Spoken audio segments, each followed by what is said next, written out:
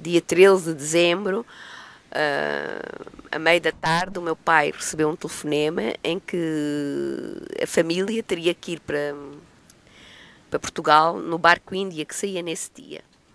Nós ficamos assim um bocado assustados, levamos a roupa que trazíamos vestido e pouco mais. E embarcamos no Índia à 1 da manhã. Para mim custou-me muito, pronto. Foi uma viagem muito longa, em que nós ouvíamos notícias muito esquisitas, que Goa estava a ser bombardeada, que o aeroporto estava a ser bombardeado, portanto, perto do meu pai. On the night when the bombing started, the 18th was when the bombing started, under the cover of darkness, apparently a plane managed to, though the tarmac was heavily bombed at Dabolim airport, there was a plane that left and it flew very low, undetected by the Indian radars or the Indian ships, and got out of the country and went to Karachi with all the gold from the Banco Nacional Ultramarino.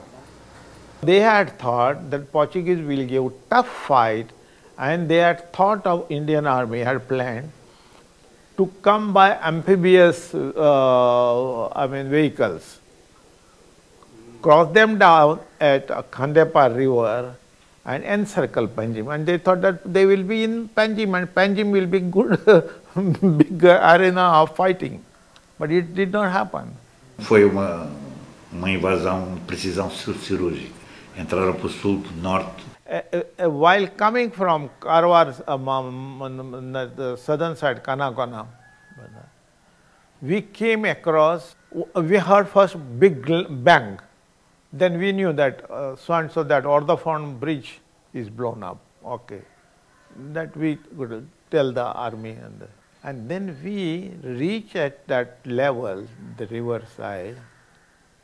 I heard Morse key sound. The wireless was going on. Probably they couldn't speak. So it was very clear that somewhere the army, Portuguese army, had hidden there. Immediately we went back and stopped our army advancing, saying that the enemy is somewhere. So everybody lied down, took the position. Then hell of fire started falling on us. Bullets everywhere, including the big branches of the trees. Well, they had about 8 armored cars that side and some other, and they were firing. When that happened in Goa, everybody began to run helter-skelter because they thought it was going to be a war. But it was surprising. In the evening, the news came from this Bardesh side. The army had already reached on the bank of the Mandavi and seeking the orders of the commandant. By the end of the day, from morning to evening, it was all over it was a cakewalk for the army. You can imagine Goa at that time. In the urban areas, the people were Portuguese speaking. The medium of instruction in schools was Portuguese. So they identified themselves with being Portuguese. And they were very panicky because they were afraid of what the troops might do to them once they come in because of their closeness to the Portuguese regime. But in the villages, the people were innocent. They knew nothing of this battle. There were a few people who were involved maybe with this fight for freedom or whatever you can call it, the desire to be autonomous.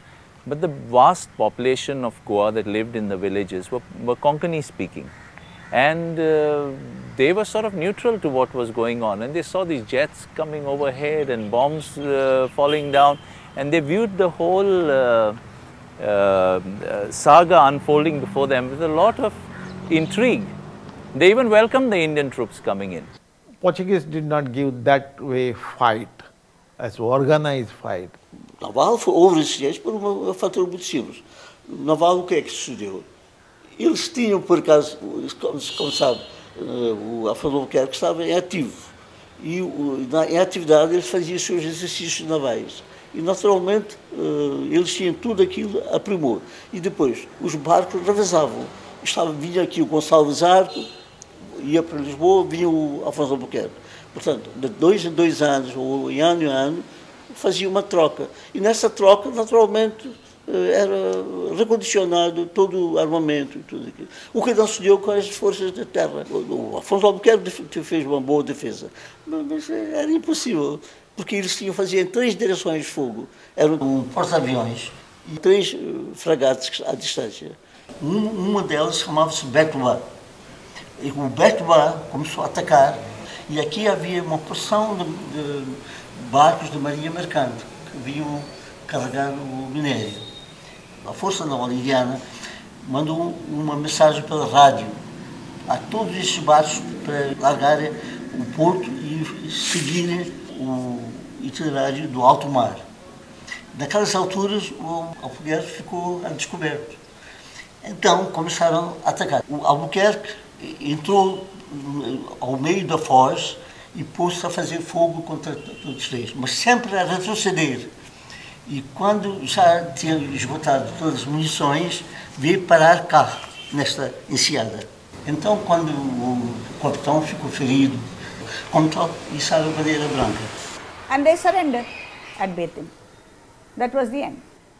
On the 19th of December, that was 18th of December, and on the 19th of December then, the tricolor was hoisted after 450 years. The Portuguese flag came down and the Indian tricolor went up.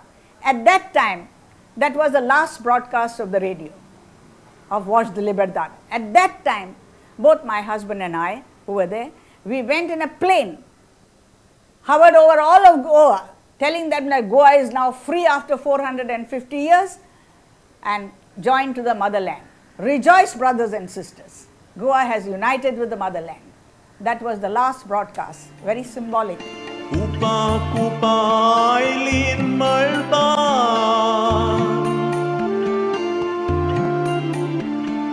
Kalis maje sondosle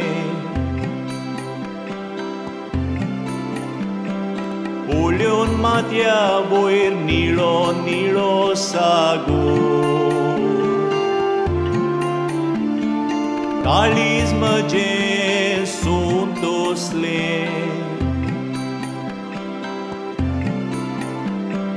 Polion matia boir nilo sago. Nós sempre nos sentimos indianos. Quer dizer, nós sentimos Índia, Goa é Índia. Podia estar Portugal a dominar, está bem. Mas eu, por mim, senti-me sempre indiana. Portanto, se é portuguesa, não sou indiana. Isso não impede de eu falar português. Isto não impede de eu ter simpatia por Portugal, não impede nada. Nós tínhamos uma coisa, nós fomos todos educados como portugueses.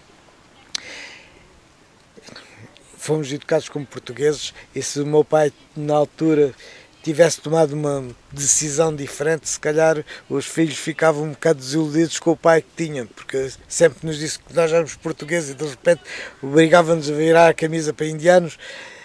Mas talvez na altura se tivesse sido feito, depois do que já vimos noutra sequência toda do ultramar, não é? Em que todos os que cá ficaram e que tinham bens como o meu pai tinha, hoje são os senhores cá em Goa.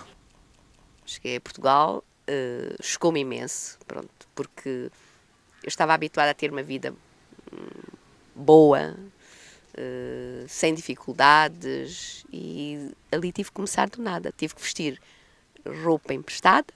Vieram as senhoras das Cáritas, vê lá se isto te serve, se isto não te serve. Tivemos a sorte da minha mãe ser de Castelo Branco, portanto ser da metrópole, e os meus tios estavam à nossa espera. E o meu irmão, que já era tenente, porque tinha-se feito a academia militar, também estava à nossa espera. E fomos viver para a casa da minha avó. E passou-se. O meu pai só chegou à metrópole em maio, porque entretanto foi preso. Foi preso, não lhe fizeram mal nenhum, simplesmente invadiram e partiram tudo o que queriam e distribuíram entre eles aqueles que eles queriam, e o que não lhes interessava partiam. For example, my family, my father was working in East Africa. He had a Portuguese passport. He, in his youth, when he was in his teens, was working in Bombay. So he was a big fan of Gandhi and Nehru. So he promptly went to the Indian embassy, surrendered his passport and got an Indian passport. I still got the Portuguese passport with the years cut off.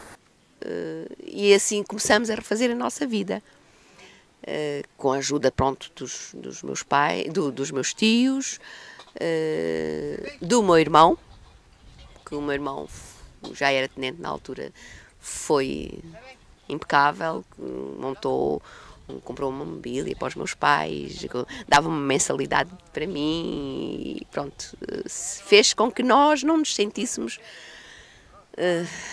sem nada, não é? Até que se resolvesse a situação do meu pai. O meu pai chegou em maio a Goa, à metrópole. Diz que foi muito bem tratado.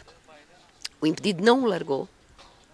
Esteve sempre com ele. Esteve nos alparqueiros, perto de Vasco da Gama, se não me engano. But there was a case of a priest named Father Chico Monteiro. He was Francisco Monteiro, who was forced to give up his Portuguese citizenship. He refused. Then they told him, you leave Goa. He refused. He said, I am both Goan and Portuguese. For me, this is my land and Portugal is my land. So he was jailed for many years. He was incarcerated. I know that man, highly respected, a great promoter of football in Goa. And he went through a lot of suffering. So there was even the Indian army or the Indian government put in place police officers who did torment Goans who were speaking out against, you know, or at that time were challenging whatever political situation came about after the Indian army invaded Goa. Muitos perguntam quando eu tenho tido problema de discussões com políticos. Então você é português? Não, eu digo que eu sou goês, embora nasci em Portugal. Mas, ouça, Índia é tão grande, é um subcontinente. Um goês é indiano por causa geograficamente, assim como um inglês, um português e um francês e um europeu. Eu ponho isto tudo dogma para eles. Mas como em todas as batalhas, como em todas as guerras, há sempre uns segredos que ficam por explicar. E o Sigmund, não como cantor, mas na sua qualidade de jornalista, tem algumas histórias para nos contar. Concretamente, a história da famosa carta que ninguém sabe o que é que tinha escrito. There was a letter that Governor-General Vassalo Silva wrote and handed over to a freedom fighter named Dr. José Francisco Martins.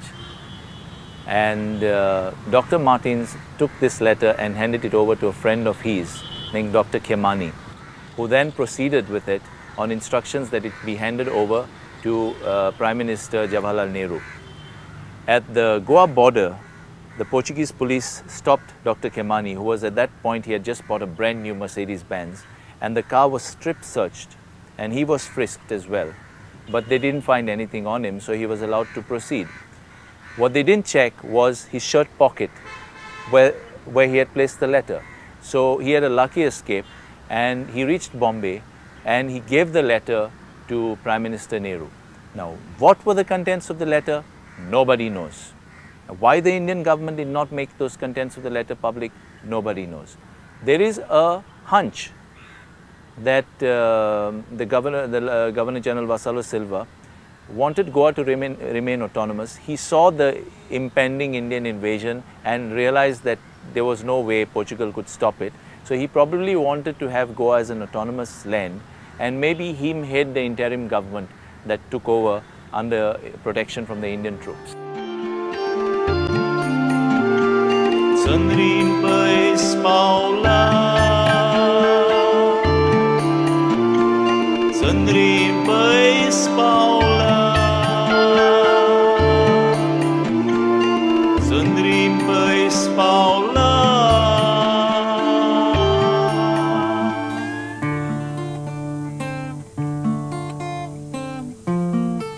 Foi mais um Contacto de Goa. Espero que tenham gostado de estar connosco e de nos acompanhar nestes relatos do que foi a libertação de Goa. Nós cá estaremos daqui a 15 dias de novo convosco.